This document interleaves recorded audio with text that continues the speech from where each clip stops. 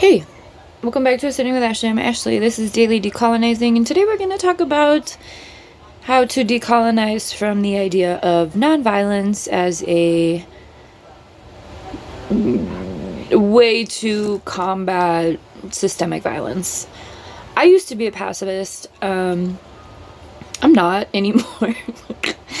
I understand what by any means necessary means. Which is a term coined by the Black Panther Party, and other resistance throughout the world. And I think that right now it's really important to talk about armed resistance as a legitimate form of resistance, and also not only legitimate, but like entirely necessary, right? Especially with what we're seeing in the Middle East, specifically in Gaza and in Palestine. When the state has that much force and that much power, why is passive means the only acceptable means? When people are when these children are literally being bombed to death in front of our eyes every fucking day, we're seeing this. Why are people still saying that armed resistance, trying to counter that, to support their people, is unacceptable? I mean, ultimately, it's the brainwashing. But, like, I used to be a pacifist, for sure. I was, like, a very, like, love, right? Which, I believe in love, right? I believe in love as a form of, like, I truly believe. But I also know that love within armed resistance is a very large force, right? Like, those things are not just because you're arming yourself and protecting yourself and others doesn't mean that that's not love, right? That's not terrorism, okay?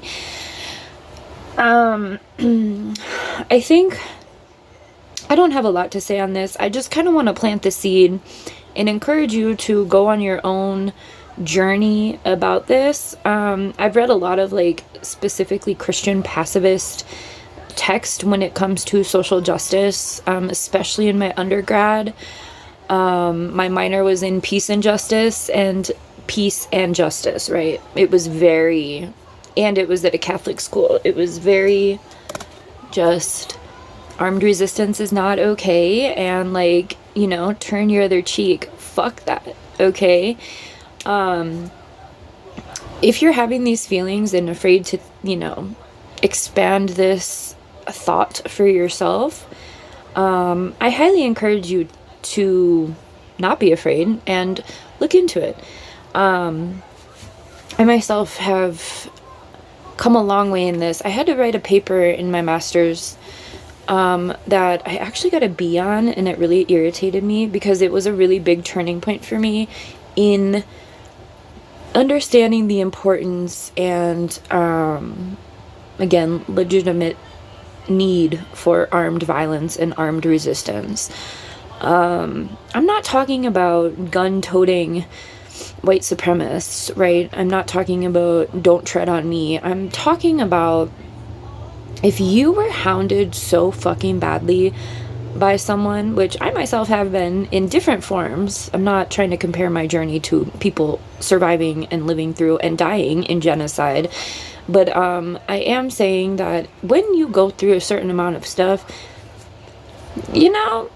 eventually you're not going to take it anymore. And I said this very early on in the beginning of the current situation back in October, when everyone was afraid to, take the side of Palestine. I remember saying, when you treat someone like shit long enough that they've had enough, what do you expect? Okay? But, like, ultimately, armed resistance is incredibly important to survival, right? Like, these are genocidal times. There are 8 genocides happening globally that we're aware of, probably more. I mean, I technically would like to consider the border and what's happening at the border also a genocide. I wrote a paper in my master's called Genocide in the Homeland, all about the border and the whole situation, the US-Mexico border specifically. But I feel like this can just be a seed planted. If you want to explore it, explore it. And Martin Luther King wasn't a pacifist. He was for a minute, and the school system will always tell you that he was, but he and Malcolm X weren't, you know, totally different. I was born on the day that Malcolm X died. And I have a lot of respect for the ideas of Malcolm X. So I just wanted to put this out there, planting these seeds. You know, Malcolm X wasn't a violent man, but he believed in armed resistance, and so did the Black Panther Party, and that's specifically here in America. And so did the Native Americans who were genocided when colonial people were taking over this land that we now live on and make claim to, and then, you know, tout the Second Amendment, right? This isn't even their land that is for us, right, as white folk. But if you're going to take up arms, I remember specifically I had this pin that I got from the School of America's protest at Fort Benning, Georgia, that said all the arms we need, and it was like people like holding each other, like all the arms we need, you know, like hug.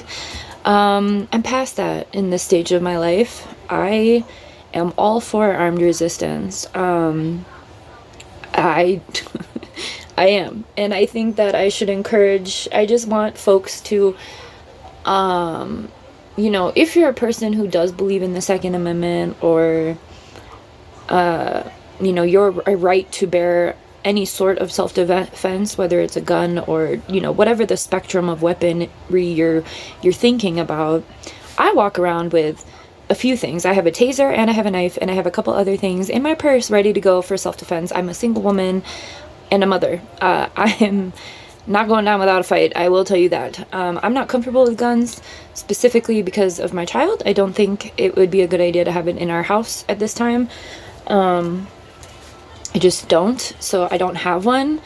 But I do have other things to protect myself and my child. And if you're literally walking around in this crazy time without anything, maybe you should rethink that. I'm just saying. You know, I'm not encouraging anyone to do anything violent. I am not in charge of any stance or action that you take from watching this video, but I am encouraging you to at least learn about why people have to use arms. And if you can't really understand that in this time that we're living in, I don't think there's a lot of hope for you, honestly, at this stage of the game. If you still think that, you know, weapons used to counter bombs is unacceptable, why? Because they're brown folk? Because you've been brainwashed? It's so fucking weird. Anyway,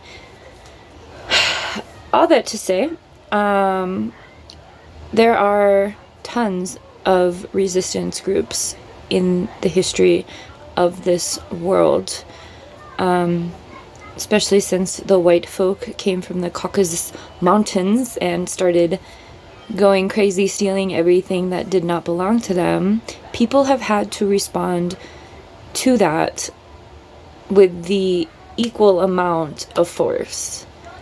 It's very simple. If someone hit you, like say you're waiting in line at the grocery store, someone comes up and fucking punches you in the back of the head, what are you gonna do? Oh, do you want me to buy you a candy bar? That's pacifist. What the fuck? No. You're gonna turn around and fucking sock them back, right? Or at least scream or do something, right? I mean, come on.